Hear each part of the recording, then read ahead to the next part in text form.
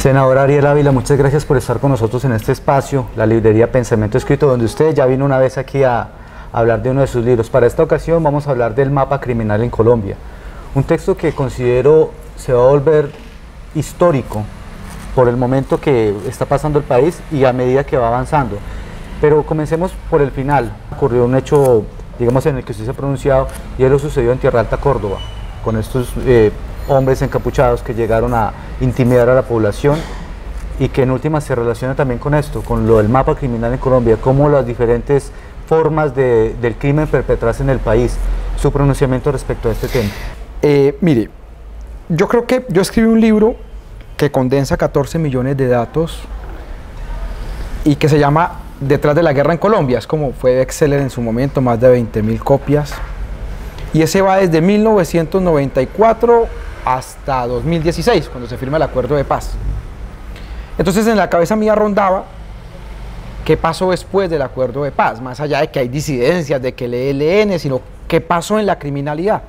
Entonces este libro básicamente aborda eso, qué pasó desde el 1 de diciembre de 2016 hasta finales del 2022, que es cuando se termina de escribir este libro. Y todo lo que está pasando ahorita, básicamente el libro lo dibuja, digamos, todo el tema de reconfiguración. ¿Qué está pasando? Están pasando dos cosas. Colombia tenía un ciclo de violencia, que lo llamamos violencia política, surgida después del asesinato de Gaitán o antes de la guerra de los 30, los historiadores varían, pero una guerra que nació en la mitad del siglo XX y que es producto de una disputa del siglo XIX entre liberales y conservadores. Ese ciclo de violencia cobijó muchísimo y de eso solo queda el ELN. Por ahí pasó los paras de Alier Otero, los paras de Carlos Castaño, las FARC, el M-19, el EPL, la Corriente Renovación, el PRT, el Quintín Lame, bueno, y todas las demás denominaciones. De ese pasado solo queda el ELN. Y mientras ese pasado se va cerrando, si esto es así, se va cerrando, que es un pasado con ideología política, ¿no? De violencia política, se va abriendo otro. Que es por eso el subtítulo del libro se llama La nueva ola de violencia. O sea, mientras una ola de violencia se va cerrando, la otra se va abriendo. Que ya no es una violencia política, es una violencia criminal. Esa violencia criminal la caracterizan unas 6 cosas. Una de esas es lo que uno puede llamar mercenarios, que es básicamente lo que pasó en Tierra Alta, Córdoba, donde militares se disfrazan de disidentes en una zona del Clan del Golfo. Y seguramente esos militares que hicieron eso fue porque alguien les pagó para que lo hicieran, con dos objetivos: despojo de tierras y hacer parecer que hay una crisis de seguridad, que es cierto que la hay, pero que no es tan profunda, pero que la hay en el país. Cuando yo vi el video, y a mí me lo enviaron, y yo lo veo y yo digo, en esta zona de tierra adentro, en Tierra Alta, Córdoba, para decirle a la gente, son 3 municipios, los del sur de Córdoba, Tierra Alta, Montelíbano y Puerto Libertador, y hay un corregimiento que se llama Tierra Adentro, en Tierra Alta, Córdoba. Allá no hay FARC, pues nunca, pues ya no hay FARC, pero allá no hubo FARC desde el 2005. Casi 18 años. Cuando sale, no, es que nosotros somos de disidencia de las FARC. Esa zona es una de las bases principales del Clan del Golfo. Entonces, cuando yo vi el video, yo dije, esto sí está muy raro, preciso. A los 10 minutos ya estaba corriendo el rumor. ¿Por qué lo hacen? A esa zona fue una de las mayores de despojo de tierras y puede ser que sea para despojar tierra. De hecho, esa es la versión que el presidente coloca en un trino hace unas horas. O la otra es para hacer parecer una crisis de seguridad. Lo cierto es que eso lo mandaron a hacer. Entonces uno dice, pero ¿cómo así que los militares hacen favores de ese tipo, de mercenarios? ¿Sí? Igual que el Clan del Golfo mata líderes sociales, igual que las disidencias matan líderes sociales. Los mayores asesinos de desmovilizados de las FARC son las propias disidencias. Es una guerra de mercenarios. Entonces esta nueva ola de violencia, son 6 características, solo menciono esta, tiene esa, es que hay una mercenarización de la guerra, llamémosla así, en Colombia del conflicto, y son mercenarios para todo. Por eso hay mercenarios colombianos en Haití, por eso hay mercenarios colombianos en Bolivia, por eso fueron colombianos los que mataron el fiscal en Paraguay, por eso son colombianos, todos, es eso. Básicamente eso, y también, ya que usted toca el tema de la mercenarización, se aprecia en el libro como una especie de comercio, ¿no? Esto de las franquicias, que se van adquiriendo, casi como adquirir la franquicia de una marca. Mire, a nombre mío usted va a hacer esto, como lo sucede con el Clan del Golfo, pero en particular también se internacionaliza con estas personas mexicanas, Cartel de Sinaloa en particular, que vienen no a vender una marca, pero sí a vigilar el producto en el tema particular del narcotráfico. ¿Qué fue lo que pasó? Digamos, cuando fue la desmovilización paramilitar en la época Uribe entre 2003 y 2006, surgieron muchos grupos, Águilas Negras, Doradas, y comenzó una guerra entre ellos, yo llamé como una guerra civil entre ellos, y eso desangró y dañó mucho el negocio del narcotráfico. Cuando se desmovilizan las FARC, las organizaciones criminales, sobre todo los carteles mexicanos, creyeron que podía pasar lo mismo. Dijeron, no, estos tipos, porque las FARC controlaban mayoritariamente la primera y segunda parte de la cadena del narcotráfico, es decir, pasta base, laboratorios, cultivos y no más allá de eso. Y entonces los carteles mexicanos envían emisarios en Colombia. Se habló que el hijo del Chapo Guzmán estuvo en Medellín, de hecho estuvo viviendo en un municipio que se llama Sonsón, cuidado por la oficina.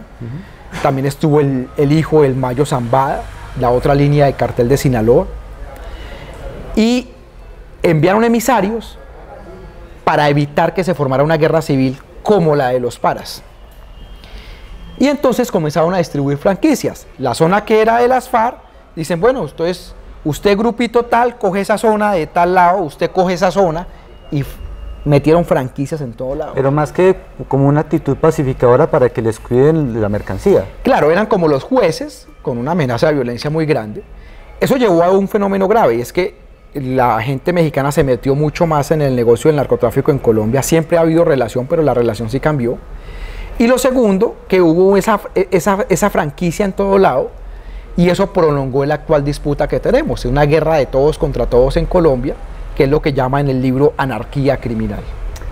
En esta anarquía criminal se van llegando, digamos, llegando a ciertos puntos de, yo lo llamaría, digamos vulgarmente, una orgía criminal, ¿no?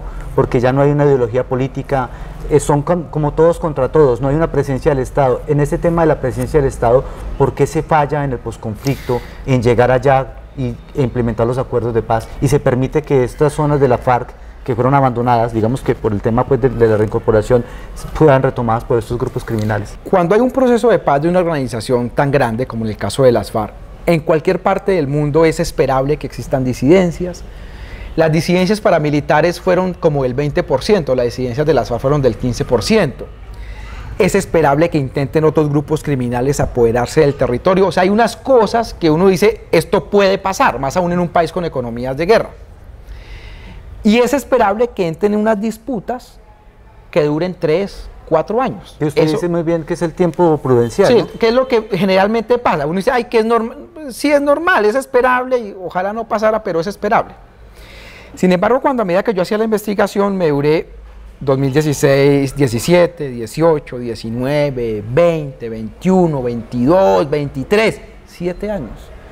Y la disputa nada que terminaba. Y esa guerra que es nadie gana, nadie pierde y la guerra se degrada. 17 organizaciones criminales dándose en Tumaco, en el Pacífico nariñense, 6 organizaciones criminales dándose en Antioquia, o sea, como unas cosas que era esperable que pasara, pero por 3 o 4 años, aquí pasan por más tiempo. Eso es lo que se llama anarquía criminal, que lleva a una cosa que el libro llama empate técnico criminal. Nadie gana, nadie pierde, entonces la violencia se degrada. Y que se va prolongando y que, digamos, en cierta manera va cruzando límites de atrocidad. Claro, es cuando la violencia se degrada, aumenta los niveles de sevicia, entonces comienzan a aparecer descuartizamientos, casas de pique, cortadas de cabeza, lo que estamos viviendo hoy. Entonces, esa anarquía criminal ha durado más de lo esperable. ¿Por qué ha durado más de lo esperable? Porque yo sí creo que hay una tormenta perfecta en materia de criminalidad, que más adelante podemos hablar de eso. Y el otro factor es que las fuerzas militares no han logrado entender la nueva forma de operar del crimen. No han descifrado una nueva estrategia militar. Entonces hay una parálisis total. Y entonces no hay una estrategia de copamiento territorial. Entonces por eso las disidencias crecen, el ELN crece, el Clan del Golfo crece. Y en esto, miren, esto además es un tema muy delicado porque no es un tema de ideología. A Iván Duque le fue muy mal en seguridad. Las disidencias de las FARC operaban en 53 municipios cuando se fue Santos y llegó Duque. Y Duque entregó eso en más de 120 municipios operando las disidencias. Y con Petro son más de 130. Es decir, es un deterioro, sin importar si es un gobierno de derecha o de izquierda que sigue. Y en gran parte es porque no hay una adaptabilidad de la estrategia militar. ¿Podría decirse entonces que se hicieron trizas los acuerdos de paz? Yo creo que eso es una cosa, digamos, aquí pues es una opinión política mía, cualquiera pues podrá variarla, pero sí, el gobierno Duque se dedicó a intentar revivir a las FARC para causar miedo y que la gente volviera a votar a punta de miedo, y eso llevó a que no se implementaran los acuerdos, y eso a su vez lleva a que usted no supere las causas estructurales del conflicto, y eso es lo que explica la nueva ola de violencia. Desafortunadamente la gente no leyó los acuerdos de paz, no entendían que esto era para superar causas estructurales de la guerra, como el tema de la reforma agraria, el tema de los planes de desarrollo con enfoque territorial, y la gente no entendió y se hizo. Entonces, ¿qué es esto? Este libro concluye que esta nueva ola de violencia va a durar un buen tiempo. Ahorita está como en una vaina muy alta, puede bajar, y en algunos años vuelve y sube, y así por lo menos 15 años nos esperan de esto. O sea que en ese mismo orden de ideas, digamos, el abandono del Estado, donde había presencia de las FARC, puede llegar a repetirse ahora que hay un diálogo con el ELN, que es una de las guerrillas ya más antiguas de Latinoamérica, repetir otra vez el mismo modelo de fracaso. Yo creo que el Estado colombiano es hora de que, más allá de si lo del ELN termine bien o no, que yo creo que va a terminar bien, tiene que pensarse un modelo de copamiento territorial y no esperar eso hasta que se firme el acuerdo para hacerlo, sino que tiene que comenzarlo a planear ya, si no va a volver a pasar lo mismo.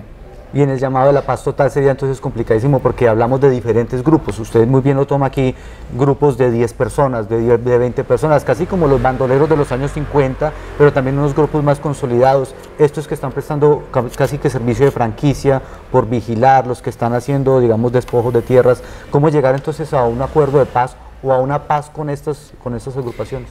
Eso son dos cosas diferentes. Una cosa es el proceso de paz, que eso, digamos, está con el ELN, y con un grupo de disidencias del autodenominado Estado Mayor Central, que es el modelo de paz tradicional.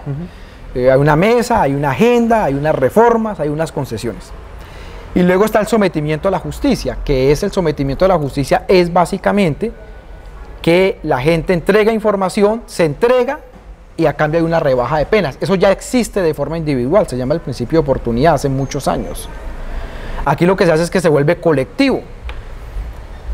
Esas dos cosas, si avanza el proceso de paz con el ELN, con el autodenominado Estado Mayor, y si tenemos un sometimiento a la justicia de algunas organizaciones criminales, puede aliviar que esta nueva ola de violencia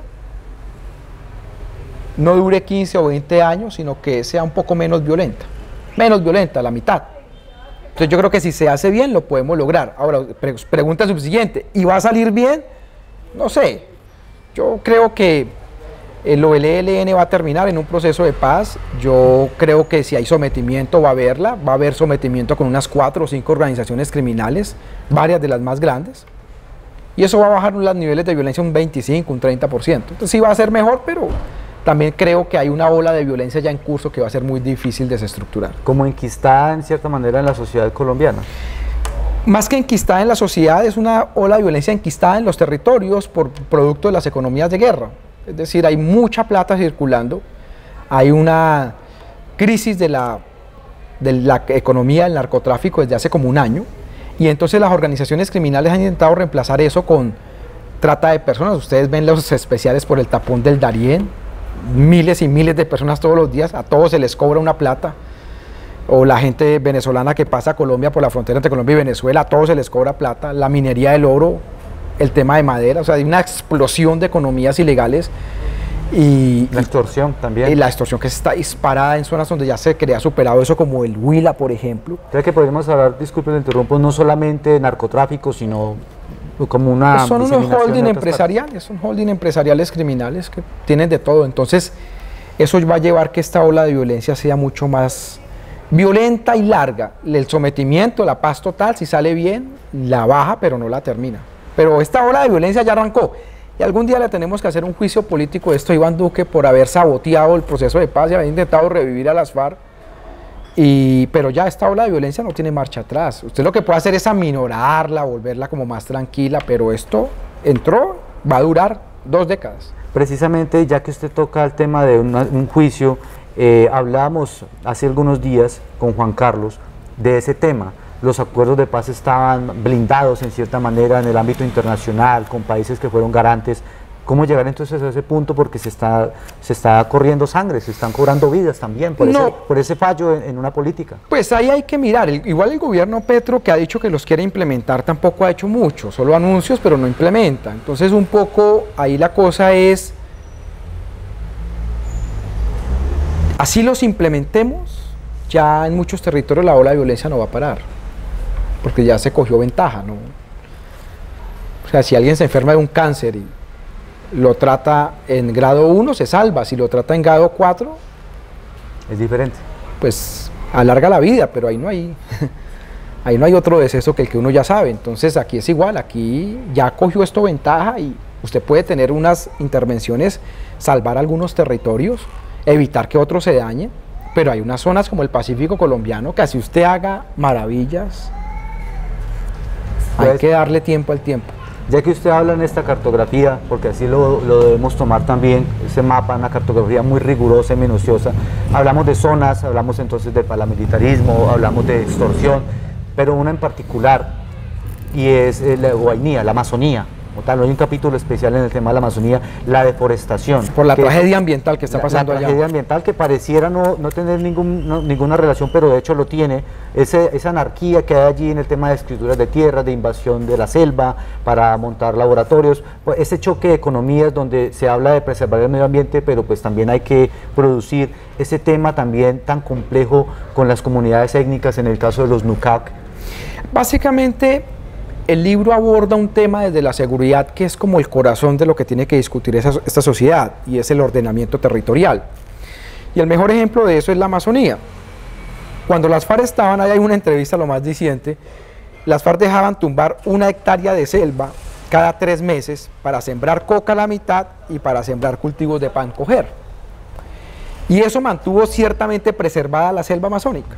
Las FARC se van, y entonces ahora una familia, como está dicho en el libro, ya no tumba 1 hectárea cada 3 meses, sino 100 hectáreas cada mes. Entonces, Colombia está deforestando más o menos 174.000, 176.000 hectáreas de selva cada año. Es una tragedia ambiental, no hay nadie que pare esto. Y no solo para el cultivo de coca, generalmente es para la ganadería y la mejora de tierras. Hay hasta gobernadores metidos en esto, como lo narra el libro, el del Guaviare, donde mandan vías terciarias para hacer mejoras, después venden la tierra. Una tragedia. Y el Estado no ha podido. Más allá, vuelvo y repito, de anuncios, el Estado, bueno, Duque no creyó en eso. Petro sí ha creído y hace anuncios y acuerdos con Lula, pero ya cuando materializan no hay nada cambiado. Nosotros, por ejemplo, no tenemos una policía rural, hay una cosa que llaman la DICAR, que debería encargarse de eso. Deberíamos tener un código ambiental, código criminal ambiental para castigar esto. Falta mucho, pero la tragedia ambiental que se está viviendo es más o menos esto. Es como si desde 2016 hasta acá el tamaño, 2 veces el tamaño del departamento del Quindío hubiesen sido deforestados. De eso estamos hablando. De una tragedia ambiental y también una tragedia étnica, como le reitero, por el tema del desplazamiento de las tribus indígenas, la desaparición de sus culturas. El pueblo Hu, por ejemplo, en el Guaviare, eso lo barrieron. Ya todos ellos, esa cultura se acabó prácticamente, todos quedaron en San José del Guaviare, a merced de las limosnas, de la caridad social. El pueblo Nucal lo mismo, queda muy poco, o sea, esto es una tragedia a todo nivel. No hablemos de desesperanza, aunque indudablemente el diagnóstico puede ser desesperanzador, pero digamos en el ámbito del gobierno nacional, los gobiernos locales, departamentales, ¿cómo podría pronto cambiarse el tema del mapa? No, yo en todo caso digo, este país no es como a finales de los años 90 o principios de los 2000, digamos, este país es mucho mejor a pesar de la crisis de violencia, y yo creo que va a ser mucho mejor en 10 años. Hay cosas para hacer esta ola de violencia más suave, para acabarla en algunos territorios, sabiendo que en otros no se va a poder acabar, y eso requiere pues una serie de intervenciones estructurales en esos territorios. Yo lo resumo en una cosa que llaman los planes de desarrollo territorial, los PDES, o planes de desarrollo con enfoque territorial, que fueron construidos producto del proceso de paz y que le apuestan a esas causas estructurales. Si hubiese un acuerdo entre los nuevos alcaldes, gobernadores, el gobierno nacional, de coger eso que ya hizo las comunidades y que sea el motor de desarrollo en los próximos años, yo creo que podemos aliviar mucho. Ya que usted está hablando del tema de gobiernos departamentales, municipales, en este diagnóstico, en algunas partes del país, ¿cómo ve el proceso democrático para octubre? Las garantías que se les puedan dar a candidatos, muchos de ellos ya amenazados, otros ya víctimas de atentados, en el contexto Colombia tiene 1.122 municipios. De esos hay unos 80 afectados por violencia, donde hay dificultades para hacer campaña política. Una gran cantidad de ellos concentrados en el departamento del Cauca, como en Mercaderes, donde hubo un atentado ahora poco a un alcalde, o en La Plata, Huila, donde mataron el esposo de una candidata. Pero son 80 de 1.122. Entonces, es un fenómeno que se puede controlar, digamos, hay cómo controlarlo si existe una estrategia. Lo que pasa es que no veo estrategia. Y lo segundo, yo, más que preocupación por los temas de seguridad, que estoy preocupado, obviamente, como en el Cauca, tengo una preocupación inmensa, es por la filtración de recursos ilegales en las campañas. Porque como hay una crisis económica, está el tema Odebrecht, la empresa privada legal ya le está dando miedo donar, a los ilegales no. Entonces a mí me da como miedo volver a un escenario como en la época de Escobar, donde otra vez se filtren todos esos recursos, y yo creo que ahí el Estado sí está haciendo muy poco.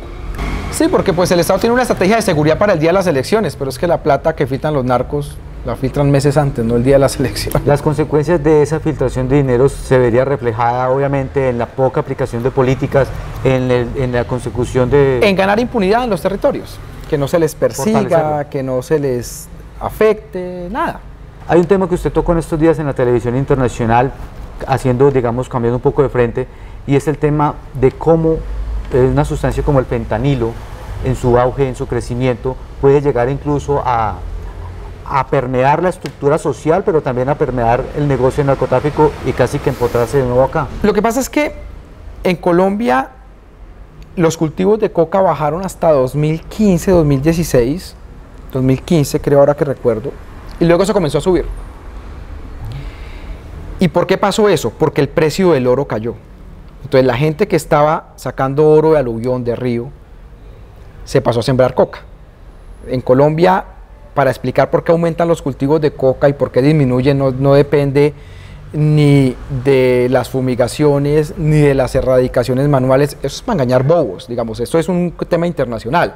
500.000 familias dependen de economías ilegales en Colombia. Entonces, cuando el precio de la droga está alto, todos se van a sembrar coca. Cuando el precio de la droga cae y el oro está alto, todos se van a sacar oro de río y a meterle mercurio, que eso es una tragedia ambiental peor que la coca. Entonces en 2015 el precio del oro cayó y el precio de la coca comenzó a aumentar. Entonces pasamos de 45.000 hectáreas de coca a lo que tenemos hoy, 230.000 hectáreas de coca. Desde este año el precio de la coca se desplomó. Pasó como de 1.800 pesos a 900 el precio de la pasta base de coca, la que hacen los campesinos. ¿Eso qué va a hacer? Que otra vez la tragedia ambiental de la minería vuelva y crezca. Pero pareciera que esta crisis de la coca va a ser una crisis prolongada, porque es normal que cuando hayan boom, cosechas altas, pues pasen estas fluctuaciones, como la papa o la yuca. Pero pareciera que esta vez la crisis va a ser más prolongada, es decir, de unos 2 años, por 2 razones. Uno, por una sobreoferta de cocaína. Perú está creciendo los cultivos de coca, Bolivia los está creciendo y Colombia los creció muchísimo, entonces hay mucho. Entonces cuando hay mucha papa, cae el precio de la papa, aquí es igual. Cuando hay mucha coca, pues cae el precio de la coca. Pero lo otro, porque parece que el mercado de las drogas sintéticas y opioides está ganando mucho terreno en el norte, tanto en Europa como en Estados Unidos. Y eso va a hacer que el mercado de la cocaína, si bien no se ha contraído en Estados Unidos, no vaya a crecer más, sino que se quede, esto es más o menos venía así, y se va a quedar así. A veces sube, a veces va, pero ya no va a tener esa curva hacia arriba. Y eso, por eso algunos analistas, yo no creo tanto esa teoría que el fentanilo va a reemplazar la cocaína. Yo no creo, porque la cocaína es un mercado igual de clase media en Estados Unidos y en Europa. El fentanilo es lo base, es como la basura que consumen. Entonces, pero sí es cierto que detiene el crecimiento del mercado. Como el bazuco acá. Como el bazuco acá, un poquitico más elaborado que el bazuco, pero digamos es de ese nivel, es como el crack, como el residuo de todo. Entonces, es posible que eso detenga el crecimiento, no va a reducirlo, pero lo detiene. Es más o menos lo que se está viendo. Ahora, como cayó el precio de la coca, pues explotaron otras economías ilegales, que es lo que ya decíamos, la trata de personas, la extorsión, la minería. Entonces todo el mundo está buscando caja. ¿Usted estaría de acuerdo con la legalización de la droga en Colombia? Yo creo que la mejor forma de solucionar la violencia en Colombia es legalizar la droga. Hablamos ahora, de droga en general, de cocaína, marihuana. Todo. Pero no va a pasar, porque la sociedad colombiana no entiende estos fenómenos, cree que legalizar droga es que todo el mundo se va a volver un consumidor. Es una sociedad demasiado conservadora e ignorante en el tema. Entonces, no va a pasar. Entonces, respuesta, ¿la mejor forma de acabar la violencia es legalizar? Claro, obvio, pero no va a pasar.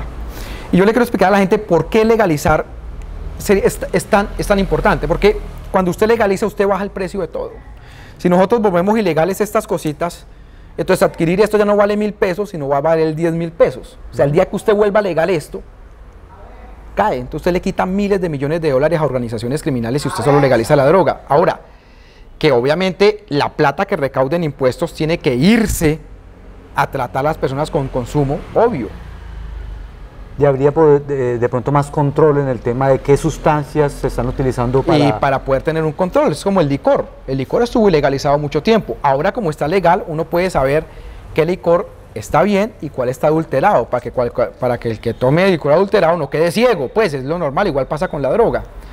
Pero no va a pasar. Yo creo que esta sociedad está muy conservadurizada, es muy ignorante en el tema. Y eso pues va a llevar a que no se dé, pero sí, legalizar la droga acabaría, yo creo que por lo menos con el 50% de la criminalidad en Colombia, por lo menos, pero bueno, mejor no hablar de lo que no va a pasar. Senador, muchas gracias, no sin antes decirle qué otro libro se está en este momento cocinando en un diagnóstico del ámbito nacional. Este libro es un libro, como todos los que había escrito, lleno de datos, de gráficas. Bastante. Es lo que se llama libro investigativo y periodismo investigativo. Le permite a uno entender las noticias. Claro, y es una continuación del de Detrás de la Guerra. Yo creo que este es el último libro investigativo que yo hago en mi vida, porque pues ahora estoy en la política, ya no tengo una institución como era un centro de investigación de pares haciendo esto. Estoy preparando uno sobre la democracia en Colombia, ahora analizando todo este tema del cambio político, del tema de las elecciones, saldrá yo creo que el otro año, finales del otro año.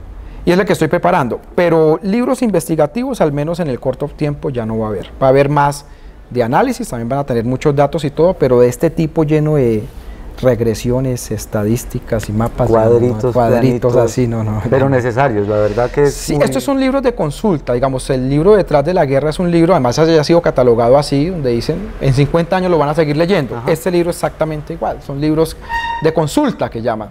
Hay otros libros, yo no he escrito...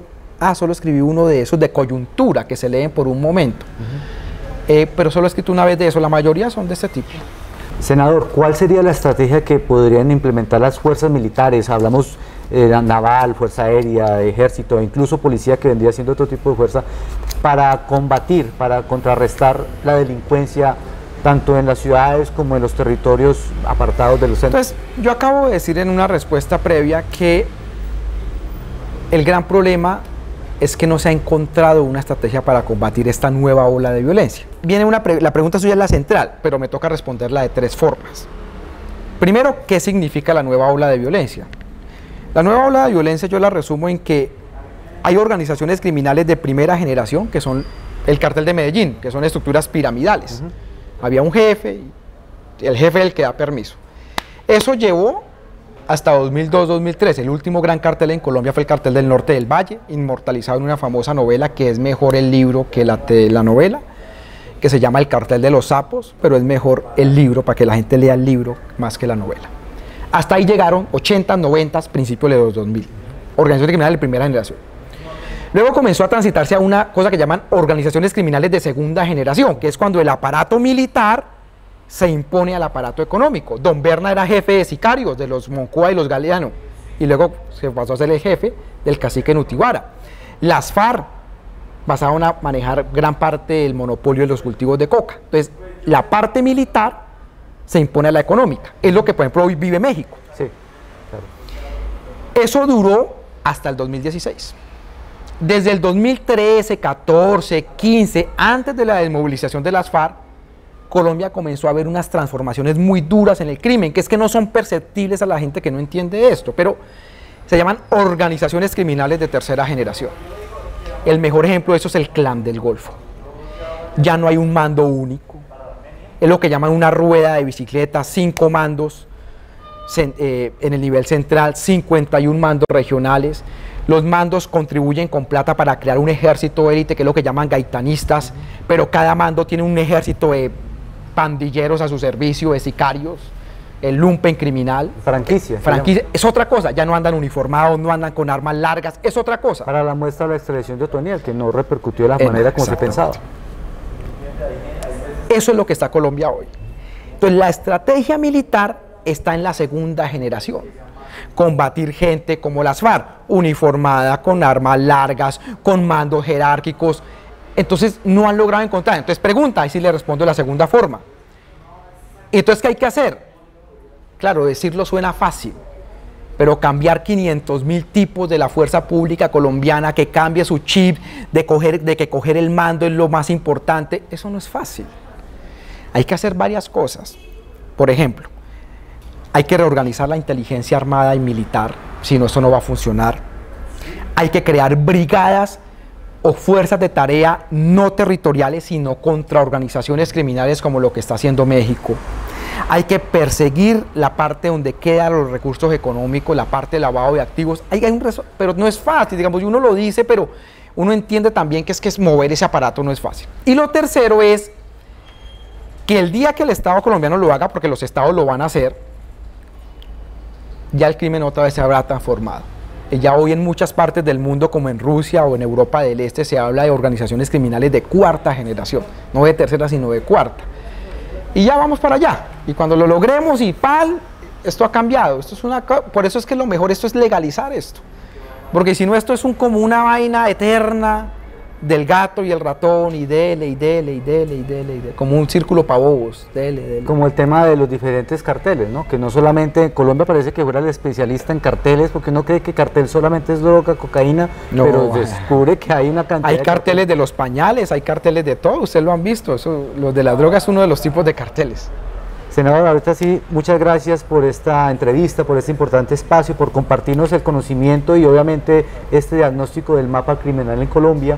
Un libro que, como bien lo dice usted, se va a volver de consulta, un libro histórico que dentro de 50 años nos va a permitir entender por qué estamos en ese allá tan conflictivo cuando comienza aquí. Esperemos. Yo lo que le digo es, yo creo que este país se va a ir civilizando, va a ir mejorando, pero aún nos esperan varios años de violencia marcada. Desde Pensamiento Escrito Librería logramos esta entrevista gracias a este espacio, un oasis cultural y artístico en el centro de Armenia. Hasta la próxima.